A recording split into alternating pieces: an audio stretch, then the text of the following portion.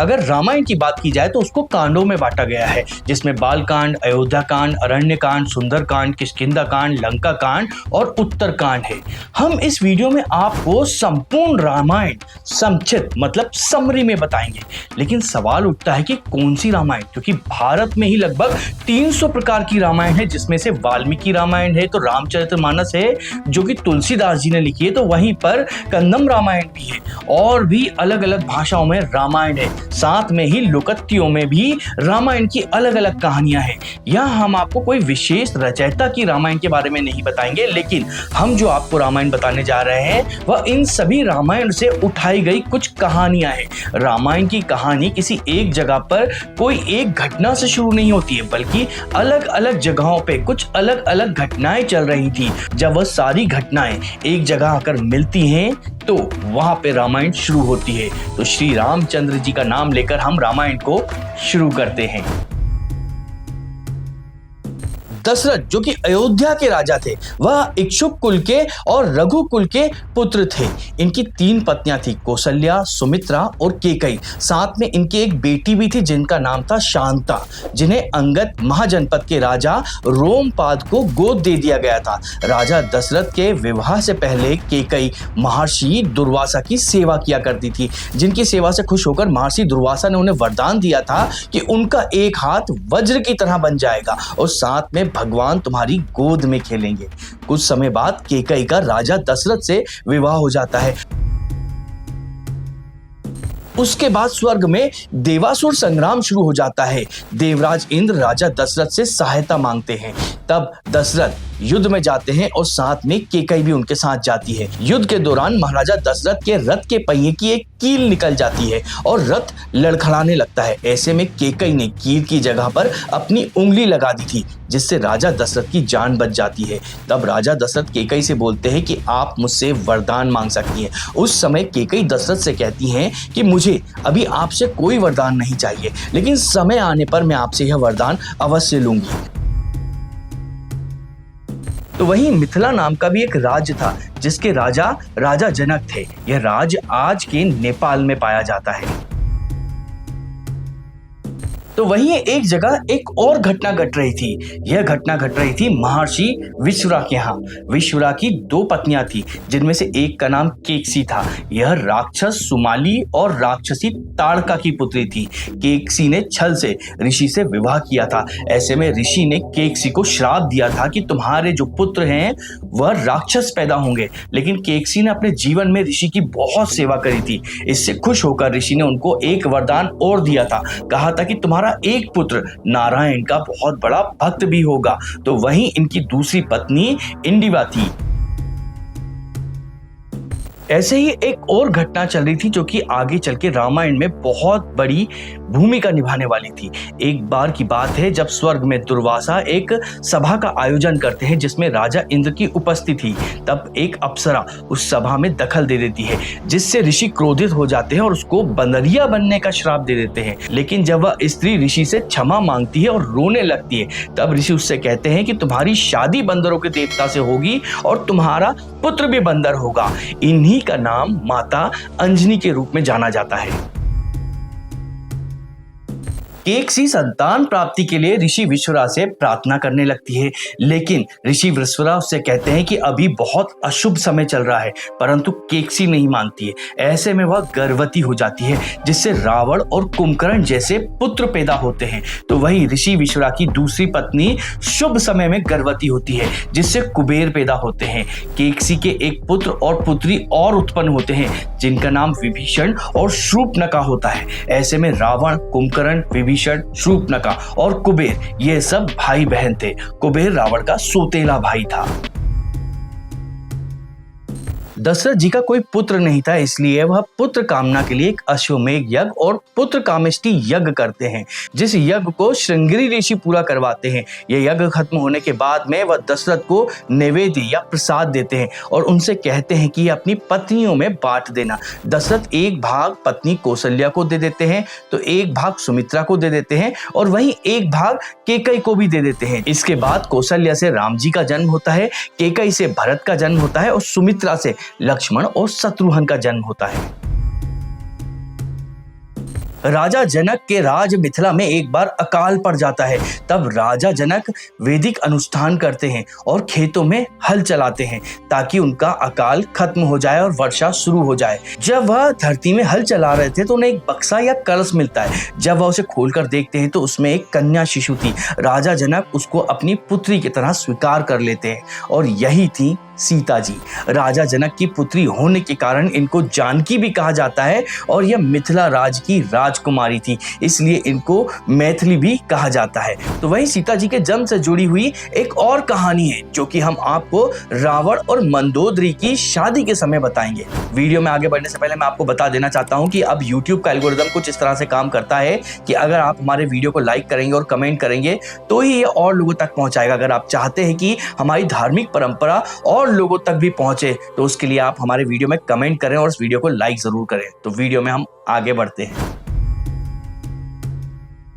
तो एक तरफ माता अंजनी के गर्भ से हनुमान जी का जन्म होता है जो कि भगवान शिव के 11वें रुद्र अवतार थे। इनके जन्म को लेकर भी कई सारी कहानियां। एक कहानी के अनुसार राजा केसरी और उनकी पत्नी अंजना तपस्या कर रहे थे। उनकी तपस्या से शिव जी प्रसन्न होते हैं और वह केसरी और अंजना को वरदान देते हैं कि मैं आपके घर पुत्र के रूप में जन्म लूंगा। तो वहीं एक कहानी यह भी आती है कि जब राजा दशरथ ने संतान प्राप्ति के लिए यज्ञ करवाया था और उसमें से जो प्रसाद था वह तीनों पत्नियों में बांट दिया था, लेकिन उसमें से प्रसाद का एक भाग एक गरुड़ अपनी चोंच में दबाकर ले गया था और उसने माता अंजना की गोद में छोड़ दिया था। माता अंजना ने उसे प्रसाद के रूप में ग्रहण कर लिया था। इसके बाद में माता अंजना गर्भवती हो गई थी जिससे हनुमान जी का जन्म हुआ था। तो वहीं हनुमान जी के जन्म की एक और कहानी प्रचलित है।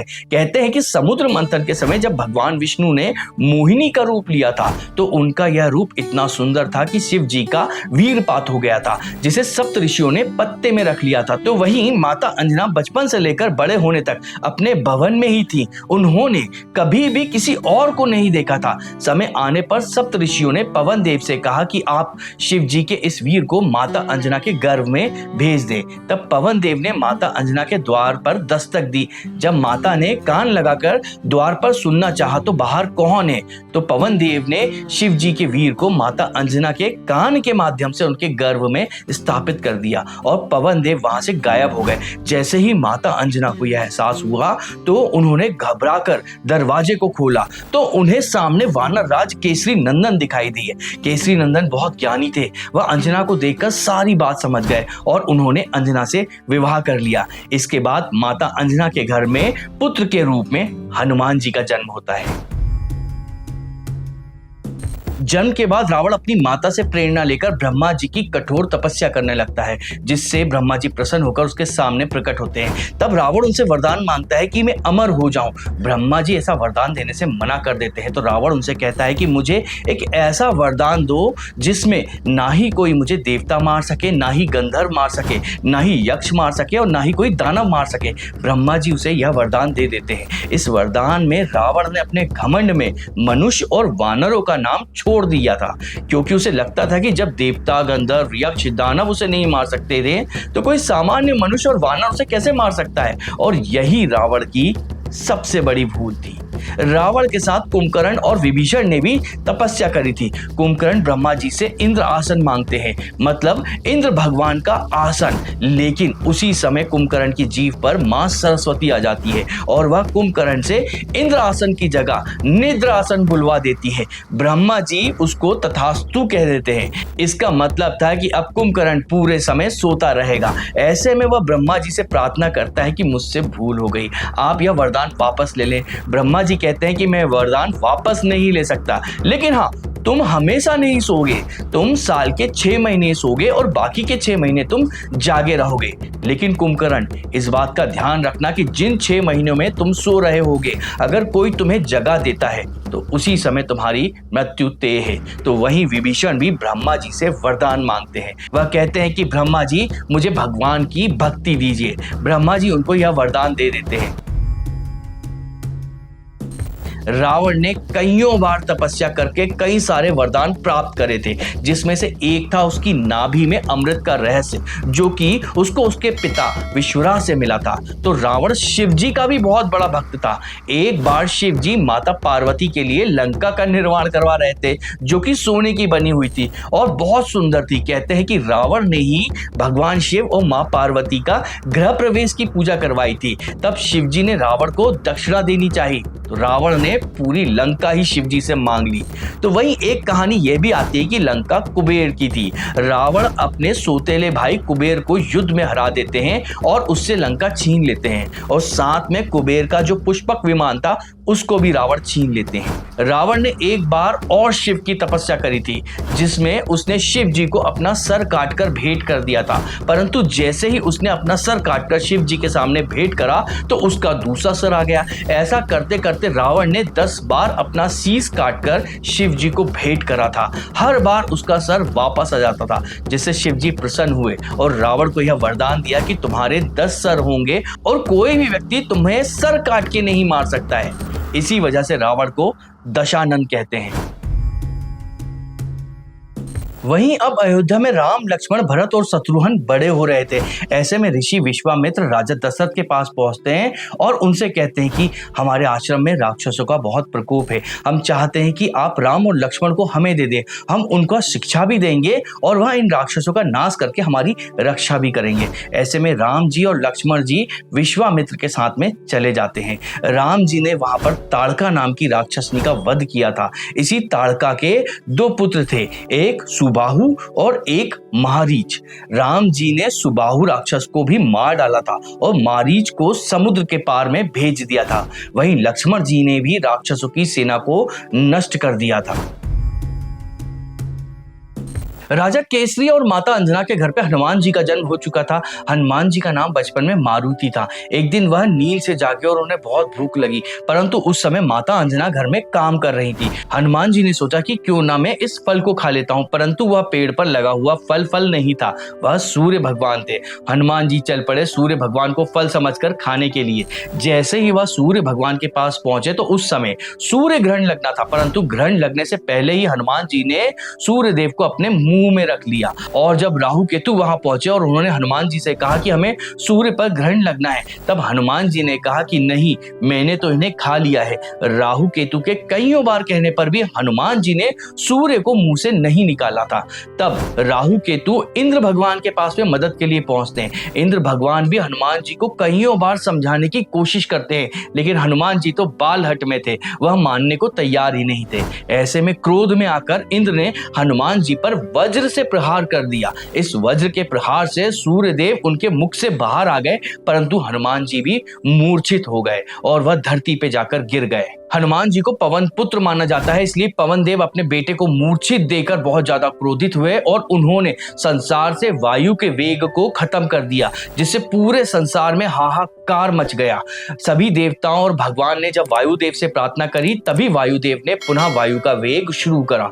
ऐसे में सभी देवताओं ने और भगवान ने हनुमान जी को कई सारे वरदान दिए। इंद्रदेव ने हनुमान जी का शरीर वज्र समान बना दिया, इसी वजह से ही उनका नाम बजरंगबली पड़ा। तो वहीं ब्रह्मा जी ने भी हनुमान जी को वरदान दिया था कि आपको ब्रह्मास्त्र का कोई असर नहीं होगा। ऐसे ही हनुमान जी को कई सारे वरदान प्राप्त थे। बाद में हनुमान जी ने सूर्य देव को अपना गुरु बनाया। सूर्य देव ने ही हनुमान जी को सभी वेदों का ज्ञान दिया था, परंतु कुछ समय बाद हनुमान जी अपनी इन सारी शक्तियों को भूल गए थे। इसके पीछे भी कई सारी कहानियां सुनने को मिलती हैं। इसके पीछे एक कहानी ये आती है कि हनुमान जी ने एक बार सूर्य देव की पुत्री का अपमान कर दिया था, जिससे सूर्य देव ने क्रोध में आकर हनुमान जी को सारी शक्ति भूल जाने का श्राप दे दिया था। तो वहीं दूसरी कहानी यह आती है कि हनुमान जी बचपन में बहुत ज्यादा चंचल थे। वह ऋषि मुनियों की तपस्या में विघ्न डालते थे और उन्हें परेशान करते थे। इसी वजह से ऋषियों ने हनुमान जी को अपनी शक्ति भूल जाने का श्राप दिया था। तो वहीं एक कहानी यह भी आती है कि एक बार रावण और हनुमान जी के बीच में युद्ध होता है, जिस युद्ध में हनुमान जी जीत जाते हैं और इससे हनुमान जी को अहंकार हो जाता है। तब भगवान राम उन्हें विनम्रता सिखाने के लिए उनको अपनी शक्ति भूल जाने का श्राप देते हैं। एक बार एक मायासुर नाम का राक्षस था जो कि स्वर्ग गया था। वहां पर उसने अप्सरा हेमा को देखा। उन दोनों के बीच में प्रेम हो गया, जिससे उनके दो बेटे मायावी और दुदुम्बी और एक बेटी उत्पन्न हुई जिसका नाम था मंदोदरी। इसी मंदोदरी से बाद में रावण का विवाह होता है। तो वहीं आपने एक कहानी यह भी सुनी होगी कि सीता जी रावण की पुत्री थी। इसके पीछे की कहानी यह है कि मंदोदरी एक मेंढकी थी। वह एक ऋषि के आश्रम में बैठी थी। तभी उन ऋषि ने एक पात्र में दूध रखा, लेकिन जब वह ऋषि वहां से चले गए तो उस दूध के पात्र में एक विषैला सांप आकर गिर गया और वह दूध विषैला हो गया। ऐसे में अगर वह ऋषि उस दूध को पी लेते तो वह सारे मर जाते। वह मेंढकी यह सब देख रही थी। जैसे ही उसमें से एक ऋषि उस पात्र को लेने आए तो उस समय मेंढकी उस दूध में कूद गई, जिसे उस ऋषि ने देखा कि इसके अंदर मेंढकी गिर गई है और वह दूध अब पीने के लायक नहीं है। तो उन्होंने उस दूध को फेंक दिया। जैसे ही उसने दूध के पात्र को खाली करा तो उसमें उन्होंने देखा कि एक सांप मरा हुआ पड़ा है। ऐसे में वह ऋषि तुरंत समझ गए कि यह मेंढकी ने हम लोगों के प्राण बचाने के लिए इस दूध में कूदकर अपने प्राण त्याग दिए हैं। ऐसे में वह ऋषि उस मेंढकी को एक कन्या का रूप दे देते हैं। यह कन्या उन ऋषियों की सेवा करती है। मेंढकी से कन्या बनने के कारण इसका नाम मंदोदरी पड़ा। मंदोदरी उन ऋषियों की सेवा करती थी और उनके वस्त्र धोया करती थी। ऐसे में वस्त्र धोते समय वह ऋषियों के तेज से गर्भवती हो गई। जब ऋषियों को यह बात पता चली तो वह चिंतित हो गए। उन्होंने रावण के बारे में सुना था कि वह इतना शक्तिशाली है कि अगर वह गर्जना भी करता है तो उससे स्त्रियों के गर्भपात हो जाते हैं। ऐसे में वह ऋषि रावण को अपने आश्रम में निमंत्रित करते हैं और उससे आग्रह करते हैं कि वह दहाड़े। जब रावण दहाड़ता है तो उससे मंदोदरी का गर्भपात हो जाता है। बाद में यह ऋषि रावण की मंदोदरी से शादी करवाते हैं और गर्भपात में जो भ्रूण था उसे ऋषि मिथिला राज की भूमि में गड़ा देते हैं। यही भ्रूण आगे चलकर राजा जनक को मिलता है और वह सीता जी कहलाती हैं। हमने कईयों बार कोशिश करी कि हमें इस कहानी का स्रोत मिल पाए, परंतु हमें इसका कोई स्रोत नहीं मिला है। अगर आपको इस कहानी का स्रोत पता हो तो आप हमें कमेंट में जरूर लिखें। किष्किंधा में भी एक घटना घट रही थी। यहाँ पर दो भाई थे, जिनमें से एक का नाम था बाली और दूसरे का नाम था सुग्रीव। बाली इंद्र के पुत्र थे तो वहीं सुग्रीव सूर्य के पुत्र थे। दोनों भाइयों में बहुत प्रेम था। बाली को वरदान मिला था कि अगर कोई भी व्यक्ति उनके सामने पहुंच जाता है तो उसकी आधी शक्ति बाली को मिल जाती है। ऐसे में एक बार दुंदुभी नाम का एक दैत्य वानर राज बाली को युद्ध के लिए ललकारता है। बाली उस दुंदुभी को मारकर हवा में फेंक देते हैं, जिससे उसके शरीर के कई सारे टुकड़े हो जाते हैं और वह टुकड़े और खून की बूंदें मतंग ऋषि के आश्रम में जाकर गिर जाती हैं। तब मतंग ऋषि क्रोधित होकर बाली को यह श्राप देते हैं कि तुम मेरे आश्रम के आसपास भी आओगे तो तुम्हारी मृत्यु हो जाएगी। वही दुदुम्बी की मृत्यु का समाचार उसके भाई मायावी को मिलती है। वह भी राजा बलि को युद्ध के लिए ललकारता है। ऐसे में इन दोनों के बीच में कईयों दिनों तक युद्ध चलता है। यह दोनों युद्ध करते करते एक गुफा के मुहाने पे जाकर पहुंच जाते हैं। बाली सुग्रीव से कहता है कि मैं इस गुफा में जाकर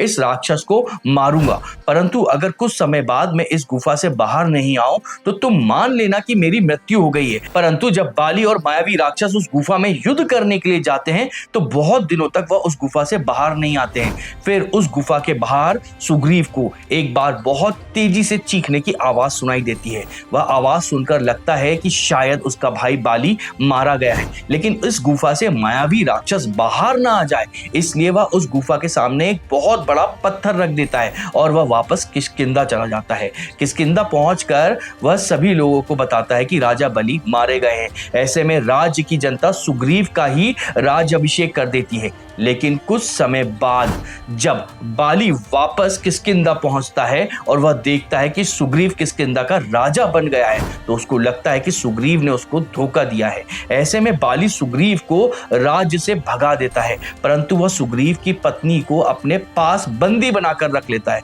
सुग्रीव को पता था कि बाली उसको कभी भी मार सकता है। ऐसे में वह प्राण बचाने के लिए मतंग ऋषि के आश्रम के आसपास जाकर छुप जाता है, क्योंकि उसे पता है कि बाली उस आश्रम के आसपास नहीं आएगा, नहीं तो उसकी मृत्यु हो जाएगी। अगर आप वीडियो में अभी तक बने हुए तो आप इस वीडियो को लाइक करें और कमेंट करें ताकि YouTube इस वीडियो को और लोगों तक भी पहुंचाए। तो वीडियो में आगे बढ़ते हैं।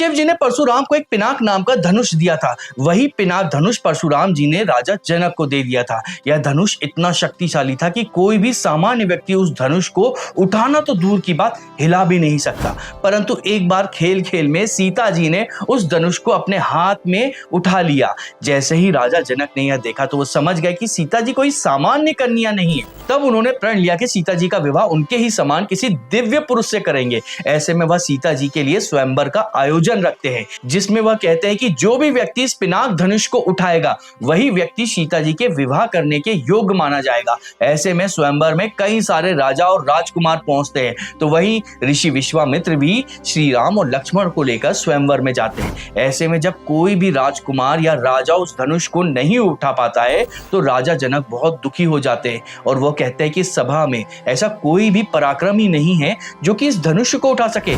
ऐसे में लक्ष्मण को क्रोध आ जाता है और वह कहते हैं कि मैं इस धनुष को एक क्षण में ही उठा सकता हूं। लेकिन तभी श्री राम लक्ष्मण को रोकते हैं और वह खुद उस धनुष के पास पहुंचते हैं और राम जी उस धनुष को बिल्कुल तिनके के समान एक हाथ से उठा लेते हैं। और जब वह उस धनुष पर प्रतिंचा चढ़ा रहे होते हैं तब वह धनुष सूखी लकड़ी की तरह टूट जाता है। जैसे ही यह धनुष टूटता है तो परशुराम जी को इस बात का आभास हो जाता है और वह वायु की गति से उस सभा में पहुंच जाते हैं और क्रोधित होते हुए कि कौन है जिसने शिव जी के इस धनुष को तोड़ा है, मैं उसे दंड दूंगा, कहते हैं। तब राम जी उनसे कहते हैं कि यह भूल मुझसे हुई है। परशुराम जी बहुत ज्यादा क्रोधित थे, लेकिन राम जी अपनी मर्यादा में रहे। कुछ समय बाद परशुराम जी को एहसास हो गया कि मेरे सामने जो राम खड़े हैं वह भगवान विष्णु का ही अवतार हैं। ऐसे में परशुराम जी का क्रोध शांत हुआ और वह उस सभा से चले गए। इसके बाद श्री राम और जानकी का विवाह होता है और साथ में ही लक्ष्मण जी, भरत और शत्रुघ्न का भी इसी समय विवाह होता है।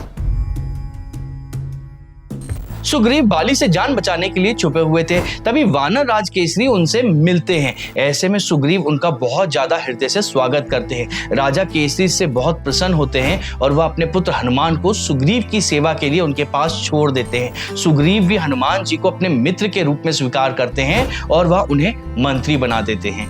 तो वहीं हनुमान जी और सुग्रीव के मिलने की एक और कहानी है। सुग्रीव सूर्यदेव के पुत्र माने जाते हैं। जब हनुमान जी ने सूर्यदेव से शिक्षा ली थी तो सूर्यदेव ने दक्षिणा के रूप में हनुमान जी से कहा था कि आप सुग्रीव की देखभाल करेंगे, क्योंकि आपके जीवन का उद्देश्य है वह आपको सुग्रीव के साथ में ही प्राप्त होगा। इसलिए हनुमान जी सुग्रीव के पास में आए और उनके दरबार में सदस्य बने। वहीं राम जी का विवाह सीता जी से हो चुका था और वह अयोध्या पहुंचते हैं। राजा दशरथ राम जी का राज्याभिषेक करना चाहते थे, लेकिन ऐसे में मंत्रा जो कि केकई की दासी थी वह केकई की बुद्धि को फेर देती है। मंत्रा की सलाह पर केकई को भवन में चली जाती है। जब राजा दशरथ केकई को मनाने के लिए जाते हैं तो वहाँ केकई उनको याद दिलाती है कि आपने मुझे वचन दिया था कि आप मुझे वरदान देंगे।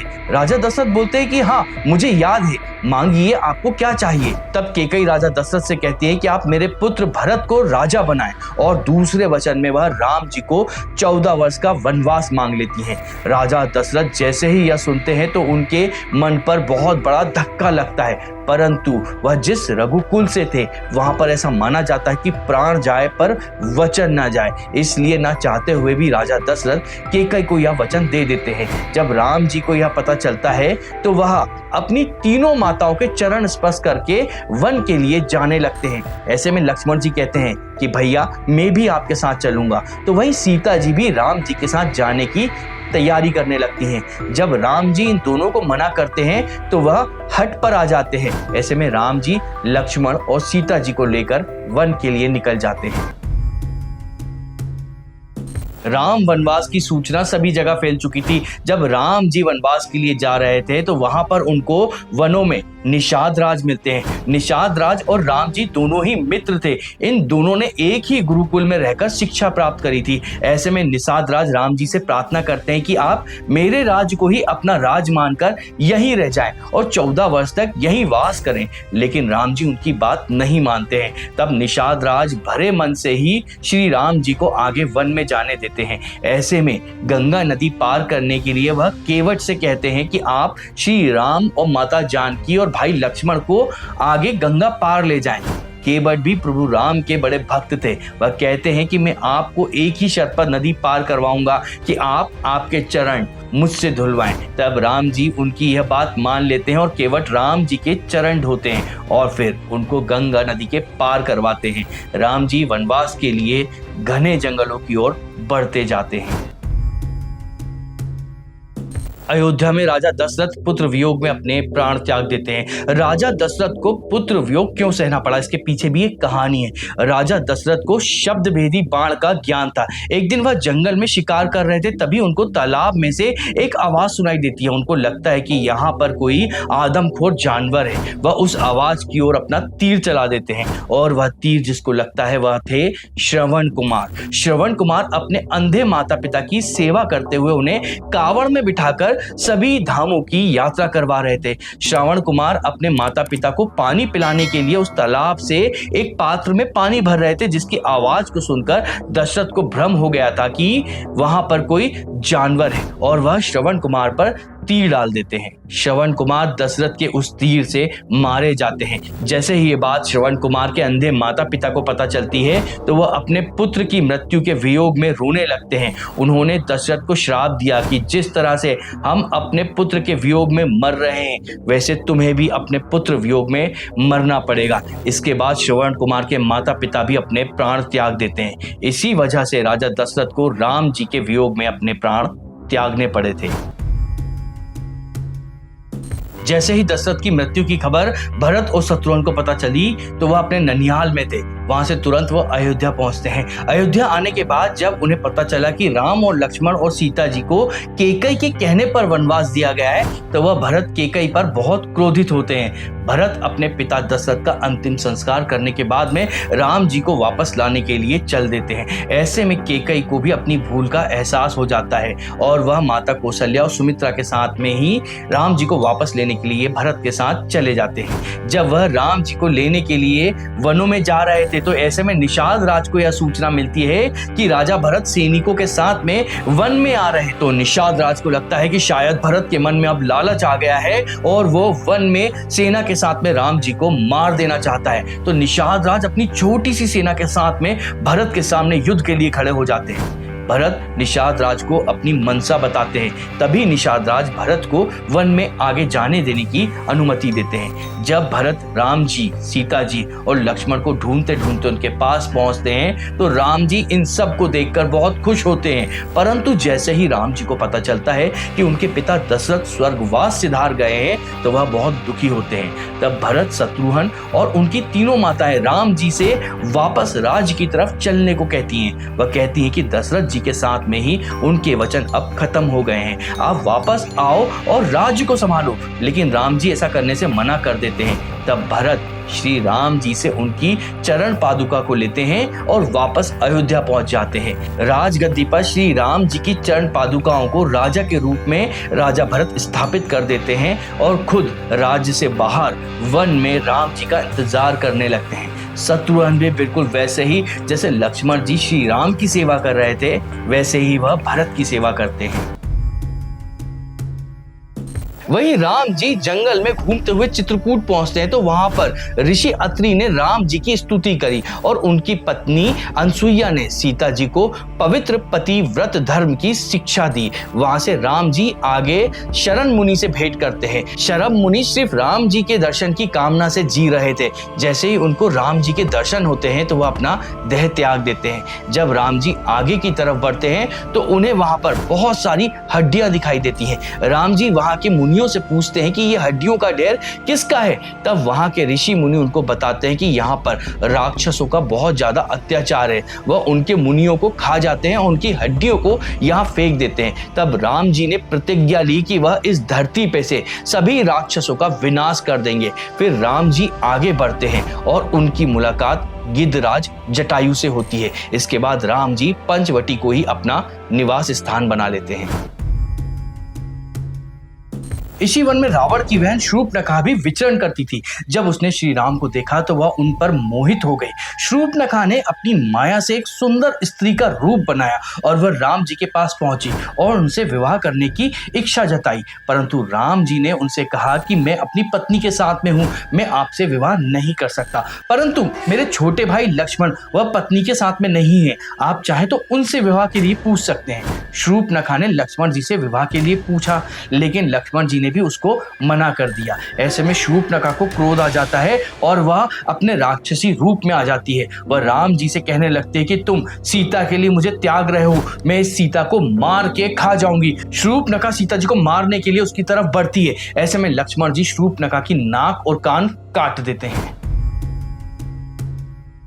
शूर्पणखा अपने कटे नाक कान को लेकर अपने भाई रावण के पास लंका की तरफ भाग जाती है। शूर्पणखा रावण से अनुरोध करती है कि वह उसके अपमान का बदला राम और लक्ष्मण से ले, लेकिन रावण इस विषय में पड़ना नहीं चाहता था। परंतु जब शूर्पणखा बताती है कि उसने सीता को भी देखा है जो कि राम की पत्नी है और वह बहुत ज्यादा सुंदर है, उसे राम के साथ नहीं तुम्हारे साथ होना चाहिए। ऐसे में रावण के मन में लालच आ जाता है और वो सीता जी को अपने साथ लेने के लिए राम के पास चले जाते हैं। रावण अपने साथ में मारीच को भी ले जाता है। मारीच एक सोने का हिरण का रूप ले लेता है। वह राम जी और सीता जी के आसपास भटकने लगता है। सीता जी को सोने का हिरण बहुत ज्यादा सुंदर लगता है। ऐसे में वह राम जी से कहती है कि आप उस हिरण को ले आए, जब हम वापस जाएंगे तो इस अनोखे सोने के हिरण को अपनी अयोध्या में लेकर जाएंगे। राम जी सोने का हिरण देखकर समझ जाते हैं कि ये कोई साधारण हिरण नहीं है, ये कोई मायावी है, लेकिन सीता जी के बार बार कहने पर वह उस हिरण को पकड़ने के लिए चले जाते हैं। परंतु जाने से पहले वो लक्ष्मण से कह जाते हैं कि मैं सोने के हिरण को पकड़ने जा रहा हूं, तुम यहीं रहकर सीता जी की सुरक्षा करना। राम जी उस सोने के हिरण का पीछा करते हुए घने वन में चले जाते हैं और जब वह उस हिरण को तीर मारते हैं तो वह सोने का हिरण असली रूप में आ जाता है। ऐसे में वह राक्षस मारीच जो कि सोने का हिरण बना हुआ था, वह बिल्कुल राम जी की तरह ही आवाज निकालता है और लक्ष्मण को पुकारने लगता है। राम जी इस राक्षस की चाल को समझ जाते हैं और वह तुरंत सीता जी के पास निकल पड़ते हैं। ऐसे में जो मारीच ने राम जी की नकली आवाज निकाली थी वह सीता जी और लक्ष्मण जी को भी सुनाई देती है। सीता जी लक्ष्मण से कहते हैं कि तुम राम जी की सहायता के लिए जाओ, परंतु लक्ष्मण जी कहते हैं कि भैया राम को कुछ नहीं हो सकता है, यह कोई मायावी है, लेकिन सीता जी नहीं मानती है। तब लक्ष्मण सीता जी के आसपास में एक लक्ष्मण रेखा का घेरा बनाते हैं और कहते हैं कि माता आप इस घेरे से बाहर नहीं आइएगा, आप इस घेरे के अंदर सुरक्षित हैं, मैं भैया को लेकर आता हूं। इसके बाद लक्ष्मण भी वहां से चले जाते हैं। माता सीता कुटिया के अंदर बैठकर राम और लक्ष्मण का इंतजार कर रही थी।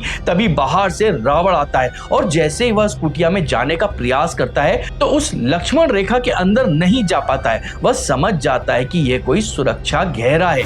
तब रावण एक भिक्षुक का रूप धरता है और सीता जी से कहता है कि मुझे भिक्षा चाहिए। तब सीता जी उस सुरक्षा घेरे के अंदर ही रावण को भिक्षा देती हैं। तो भिक्षुक रूप में रावण सीता जी से कहता है कि मुझे इस घेरे से बाहर निकलकर भिक्षा दो, अगर ऐसा नहीं करोगे तो मैं आपके पति और आपके पति के कुल को श्राप दे दूंगा। माता सीता डर जाती हैं और वो लक्ष्मण रेखा पार करके रावण को भिक्षा देती हैं। जैसे ही सीता जी लक्ष्मण रेखा से बाहर आती हैं, रावण अपने असली रूप में आ जाता है और वो माता सीता को पकड़ लेता है और उनका अपहरण करके वह लंका की तरफ ले जाने लगता है। माता सीता मदद के लिए पुकार लगाती हैं। ऐसे में वह पुकार जटायु को सुनाई देती है और जटायु जब देखता है कि रावण पुष्पक विमान में माता सीता को बिठाकर दक्षिण दिशा की ओर लेकर जा रहा है तो वह माता सीता को बचाने के लिए रावण से युद्ध करने लगते हैं। लेकिन रावण जटायु के दोनों पंख काट देता है, जिससे जटायु बहुत ज्यादा घायल हो जाते हैं और वह जमीन पर आकर गिर जाते हैं।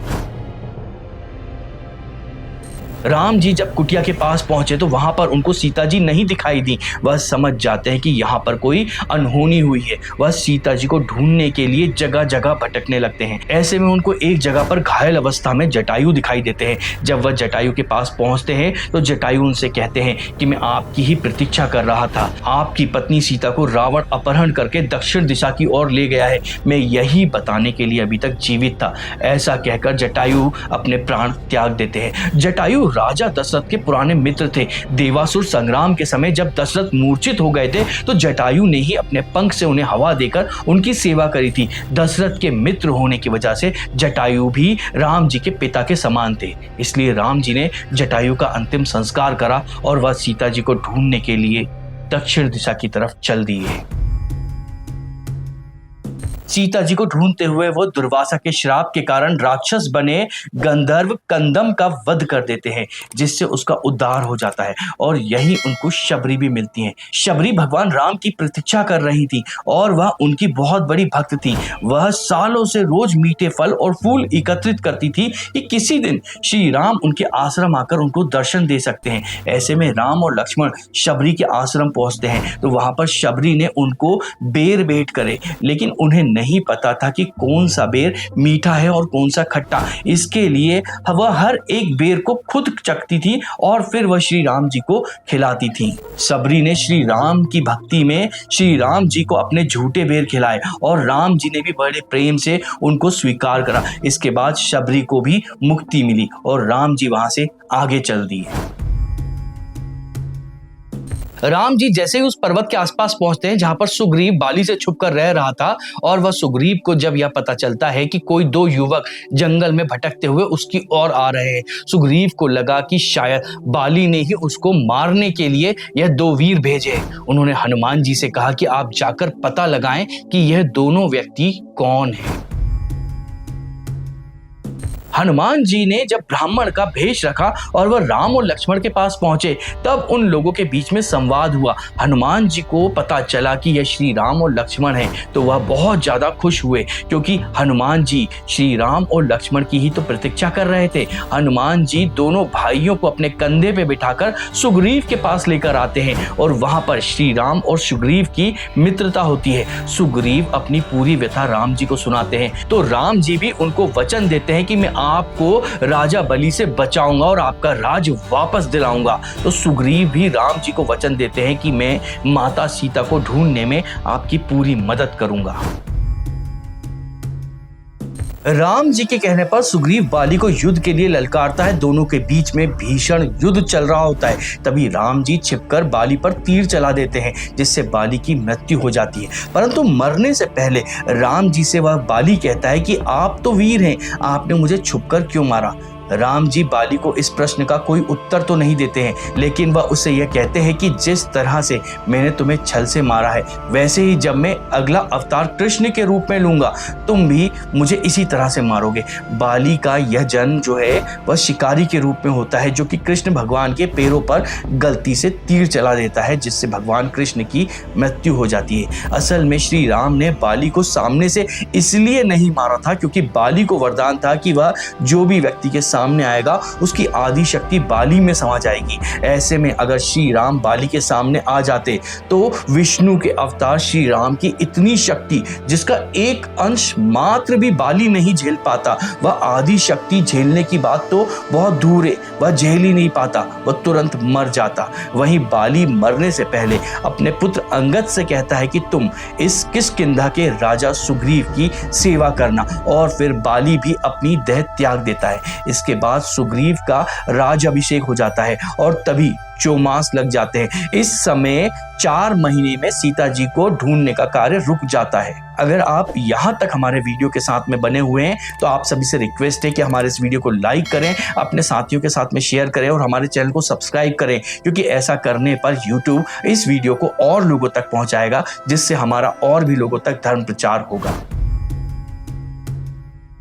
परंतु सुग्रीव भोग विलास में इतना लिप्त हो जाता है कि वह चौमास खत्म होने के बाद भी सीता जी को ढूंढने का कार्य नहीं करता है। ऐसे में राम जी के कहने पर लक्ष्मण जी सुग्रीव के पास जाते हैं और उससे क्रोध में कहते हैं कि आपने राम को जो वचन दिया था वह आपको करना पड़ेगा। तब सुग्रीव अपनी सभी सेना को एकत्रित करता है और सीता जी की खोज में लग जाता है। सुग्रीव अपनी इन सेना की टुकड़ियों को चारों दिशाओं में भेज देता है, जिसमें से एक टुकड़ी जिसमें हनुमान जी थे और जामवन भी थे, यह दक्षिण दिशा की तरफ सीता जी को खोजने के लिए जाती जाते हैं। यह टुकड़ी सीता जी को खोजते खोजते एक गुफा में पहुंचती है। वहां पर एक तपस्विनी थी, वह अपनी योग शक्ति से हनुमान जी को और जामवन और इस टुकड़ी को समुद्र तट तक पहुंचा देती है। यहाँ इन लोगों को जटायु के भाई संपाति मिले।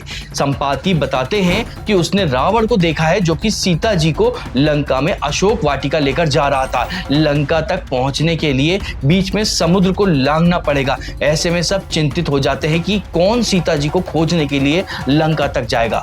तब जामवन हनुमान जी को उनकी शक्तियों की याद दिलाते हैं। हनुमान जी को अपनी शक्ति का आभास होते ही वह सीता जी को ढूंढने के लिए लंका की तरफ छलांग लगा देते हैं।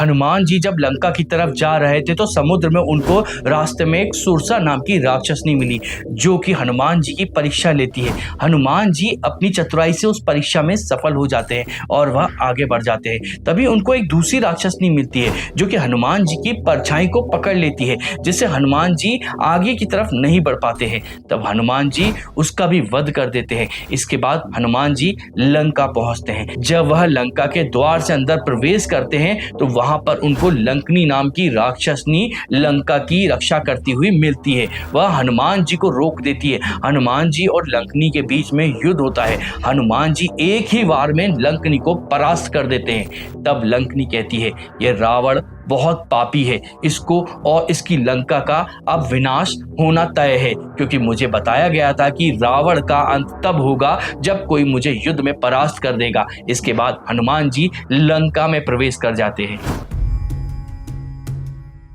हनुमान जी जब सीता जी को ढूंढते हुए लंका में भटक रहे थे तो उनको वहां पर श्री राम जी की धुन सुनाई देती है। ऐसे में जब वह वहां पर पहुंचते हैं तो उन्होंने देखा कि रावण का भाई विभीषण श्री राम की भक्ति में उनके नाम का जाप कर रहा है।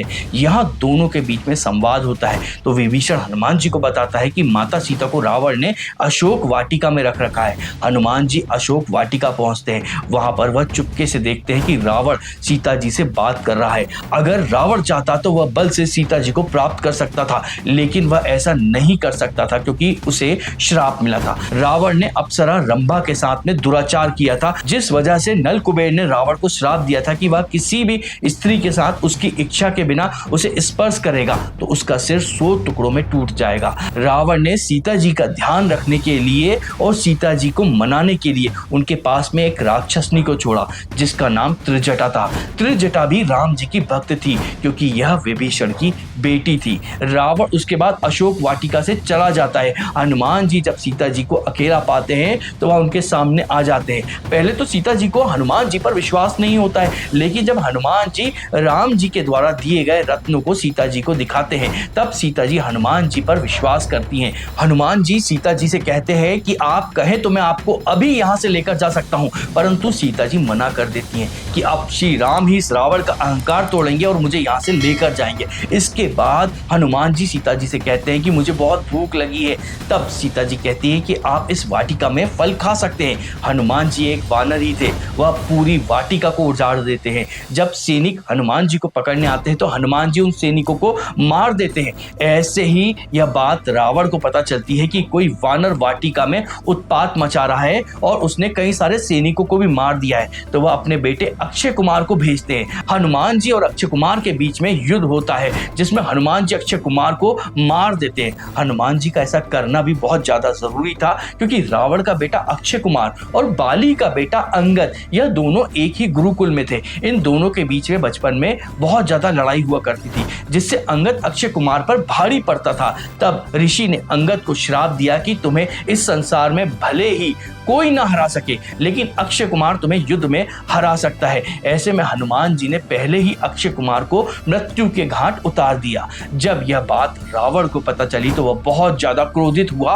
और उसने अपने बेटे इंद्रजीत को हनुमान जी को पकड़ने के लिए भेज दिया। इंद्रजीत हनुमान जी के सामने पहुंचता है और उनको बंदी बना लेता है और रावण के सामने प्रस्तुत करता है। इंद्रजीत का नाम इंद्रजीत इसलिए पड़ा क्योंकि उसने इंद्र के आसन को भी जीत लिया था और साथ में उसने सभी देवी देवताओं को बंदी बनाकर अपने महल में रख लिया था। जब रावण हनुमान जी से उनका परिचय पूछते हैं तो हनुमान हनुमान जी कहते हैं कि मैं राम भक्त हनुमान हूँ, आप श्री राम की पत्नी माता सीता को बंदी बनाकर रखे हैं, आप उन्हें छोड़ दें। लेकिन रावण हनुमान जी की बात को नहीं मानता है और वह हनुमान जी की पूंछ में तेल लगे कपड़े को बांधकर जला देता है।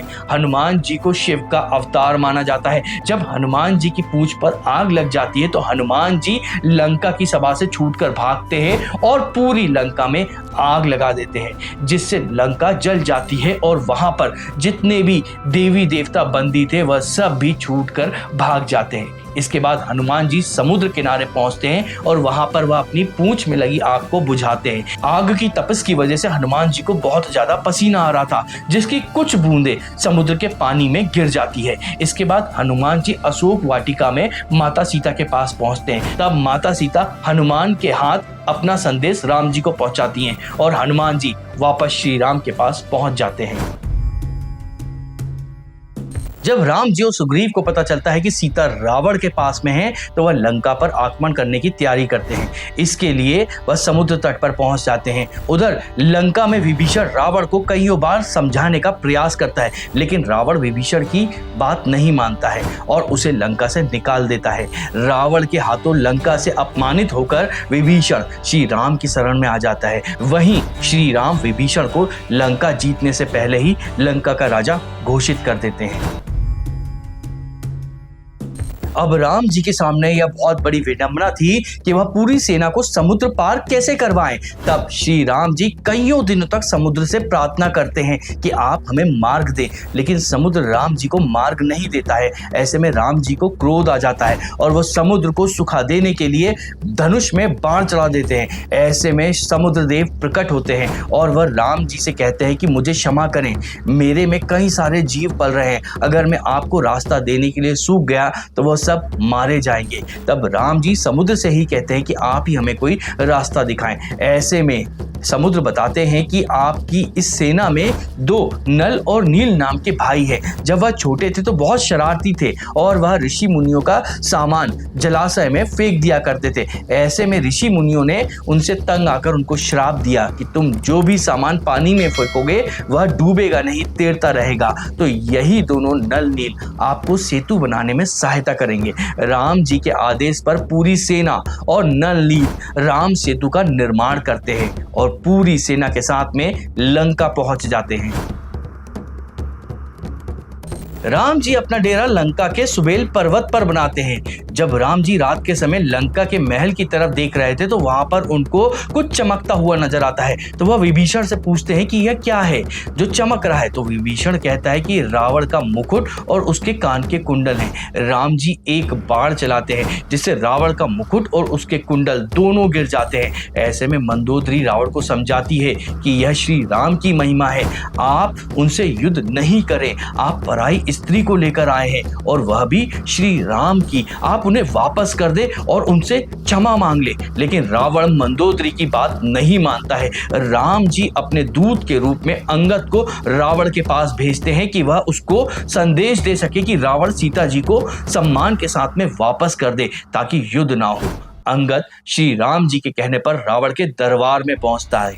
मर्यादा के अनुसार किसी भी दूत को बैठने के लिए स्थान दिया जाता है, लेकिन रावण अंगद को स्थान नहीं देता है। ऐसे में अंगद अपनी पूंछ से ही आसन बनाकर उस पर बैठ जाते हैं और रावण को समझाने की कोशिश करते हैं, लेकिन रावण नहीं मानता है। ऐसे में अंगद कहते हैं कि मैं श्री राम की तरफ से कह रहा हूं, अगर आपको लगता है कि आपकी सेना और आप ज्यादा बलशाली हैं तो मैं भूमि पर अपना पैर जमा रहा हूं। अगर आप में से कोई भी महारथी मेरे इस पैर को हिला देता है तो मैं राम जी के साथ में ही पूरी सेना को लेकर यहां से वापस चला जाऊंगा। रावण अंगद की इस चुनौती को स्वीकार कर लेता है, लेकिन रावण की सभा में कोई भी ऐसा व्यक्ति नहीं था जो कि अंगद के पैर को 1 इंच भी हिला सके। खुद रावण के बेटे इंद्रजीत ने भी अंगद के पैर को हिलाने का प्रयास करा, लेकिन वह नहीं हिला पाया। ऐसे में अंगद रावण को युद्ध की चुनौती देकर राम जी के पास में वापस आ जाता है। राम जी द्वारा शांति के सारे प्रयास असफल हो जाते हैं और अब युद्ध आरंभ होना है। कहते हैं कि राम और रावण का युद्ध 84 दिन चला था, जिसमें आखिरी के लगातार 8 दिन युद्ध करने के बाद राम जी ने रावण का वध किया था। पहले ही दिन रावण राम जी से युद्ध के लिए अपनी सेना के साथ पहुंचता है, लेकिन वहां पर रावण की हार होती है और वह वापस लौट जाता है। जब कईयों दिनों तक युद्ध चलता रहता है और रावण की सेना के कई सारे महारथी मरने लगते हैं, तब रावण अपने मायावी भाई अहि रावण और मही रावण से मदद मांगता है। अहि रावण पाताल लोक में निवास करता था। वह छल से राम जी और लक्ष्मण जी को मूर्छित करके बंदी बना लेता है और दोनों को पाताल लोक ले जाता है, जहां पर वो राम और लक्ष्मण की देवी जी के सामने बलि चढ़ाना चाहता है।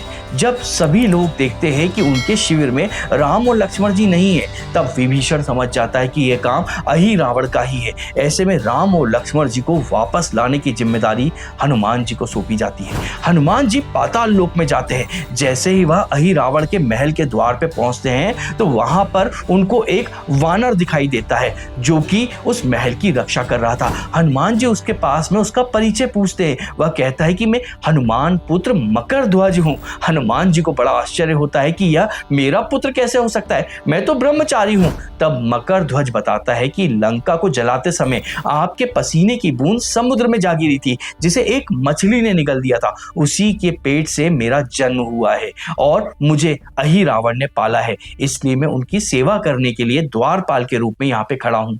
हनुमान जी उससे कहते हैं कि मुझे राम को लेने जाना है, तुम यहाँ से हट जाओ। तब मकरध्वज नहीं मानते हैं और हनुमान जी और मकरध्वज के बीच में युद्ध होता है, जिसमें हनुमान जी मकरध्वज को बंदी बना लेते हैं और वह अहि रावण के महल में प्रवेश कर जाते हैं। जब हनुमान जी अहि रावण के कक्ष में पहुंचते हैं, तो वह देखते हैं कि वहां पर राम जी और लक्ष्मण जी मूर्छित पड़े हैं और अहि रावण उनकी बलि देने जा रहा है। तभी उनको याद आता है कि विभीषण ने उनको बताया था कि अहि रावण ने 5 अलग अलग दिशाओं में दीपक जला रखे हैं। वह तभी मर सकता है जब यह 5 दीपक को कोई एक साथ बुझा दे।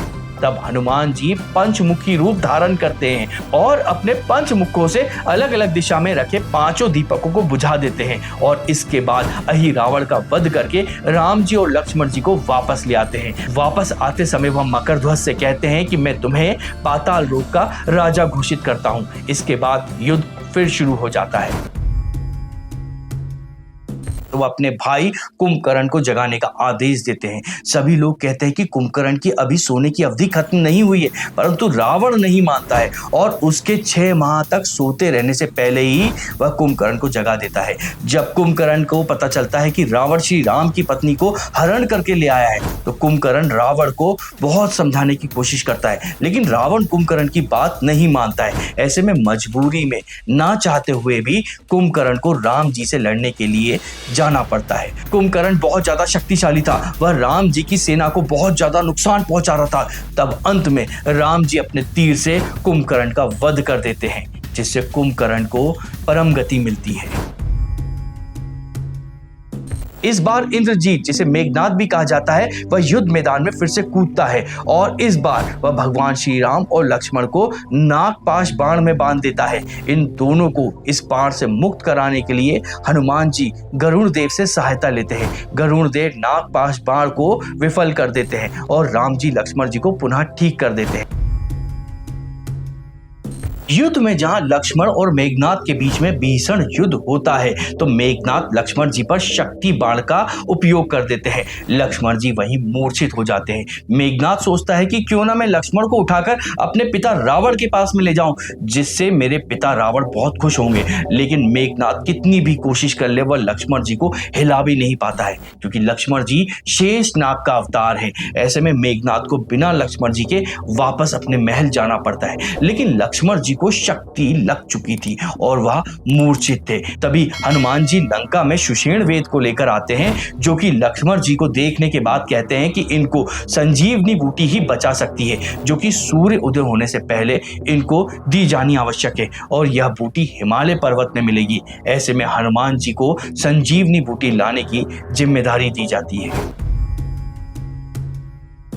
हनुमान जी पवन के बेग से हिमालय की तरफ पहुंचते हैं, लेकिन रास्ते में रावण उनको रोकने के लिए एक राक्षस को भेज देता है जिसका नाम था कालनेमी। यह एक साधु का भेष धर लेता है और हनुमान जी जब वहां से गुजर रहे होते हैं तो राम धुन गाने लगता है। हनुमान जी उस साधु के पास पहुंचते हैं तो वह साधु हनुमान जी से कहता है कि आप थोड़ा विश्राम कर लें, इसके बाद हिमालय की तरफ फिर चले जाइएगा। हनुमान जी उसकी बात मानकर एक जल कुंड में स्नान करने लगते हैं। तभी एक मगरमच्छ हनुमान जी को पकड़ लेता है। हनुमान जी उस मगरमच्छ को मार देते हैं। वह मगरमच्छ एक अप्सरा का रूप ले लेता है। अप्सरा कहती है कि मैं श्राप बस यहाँ पर थी और तुमने मुझे मुक्ति दिलाई है, लेकिन हनुमान याद रखो, जिसे तुम साधु समझ रहे हो वह रावण के द्वारा भेजा गया एक राक्षस है जो कि तुम्हें मारना चाहता है। हनुमान जी को जब यह पता चला तो वो कालनेमी राक्षस को मार देते हैं और हिमालय की तरफ संजीवनी बूटी लेने के लिए फिर से चले जाते हैं। जब वह हिमालय पहुंचते हैं तो वहां पर उनको संजीवनी बूटी की पहचान नहीं थी।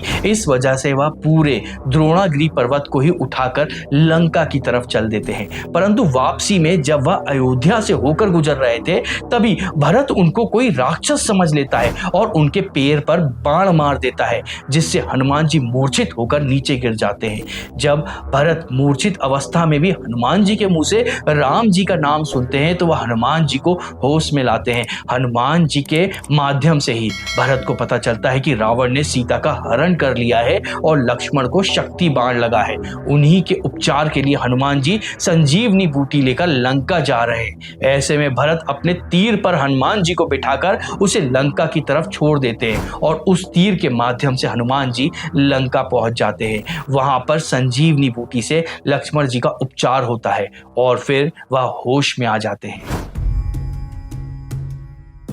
इतने दिनों तक युद्ध चलने के बाद भी कोई परिणाम नहीं निकल रहा था, तब मेघनाद देवी कुंभला का यज्ञ करते हैं जो कि विजय की प्राप्ति के लिए था। इस यज्ञ के बाद मेघनाद को कोई भी नहीं हरा सकता था। लक्ष्मण जी को जब यह पता चलता है तो वो मेघनाद के यज्ञ में पहुंचते हैं और उसके यज्ञ को खंडित कर देते हैं। यज्ञ खंडित होने के बाद में मेघनाद और लक्ष्मण जी के बीच में युद्ध होता है जिसमें लक्ष्मण जी मेघनाद को मार देते हैं। मेघनाद की मृत्यु की खबर सुनकर रावण बहुत ज्यादा क्रोधित हो जाता है और वह युद्ध के लिए मैदान में उतर जाता है। इस बार रावण विभीषण पर शक्ति बाण छोड़ देता है, परंतु राम जी उस शक्ति बाण को अपने ऊपर ले लेते हैं। सुग्रीव राम जी से आज्ञा लेकर रावण से युद्ध करने के लिए कूद जाते हैं, लेकिन रावण सुग्रीव से बहुत ज्यादा बलशाली था। रावण सुग्रीव को परास्त कर देता है। जैसे ही रावण सुग्रीव के प्राण लेने ही वाला था तभी हनुमान जी आकर उसको बचा लेते हैं और इसी समय जामवन भी युद्ध में कूदते हैं और मात्र अपने एक मुक्के से रावण को बेहोश कर देते हैं। जामवन इतने वृद्ध अवस्था में भी इतने ज्यादा शक्तिशाली थे, वह एक ही मुक्के से रावण को बेहोश कर देते हैं। रावण का सारथी रावण को लेकर जान बचाते हुए वहां से भाग जाता है।